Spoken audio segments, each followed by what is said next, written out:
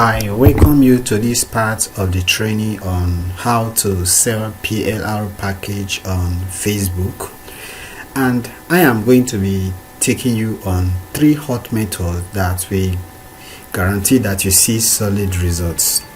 Now, for us to sell the PLR package on Facebook or any other product you own or you don't own, like affiliates and affiliate products, we will touch on 3 key ways that I personally use and some other persons use as well to get real result, especially with Facebook and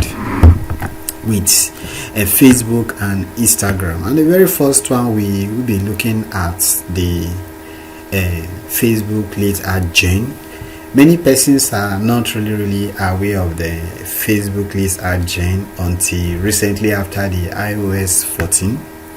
We'll be looking at that. As a matter of fact, I will be taking that very special, and it will be the very last method that I will consider. Then the one almost everyone is very familiar with, though many don't really know how to get it right. That's talking about conversion ads, and we are going to be doing it in a way that we actually guarantee we get good result, talking about using lookalike audience.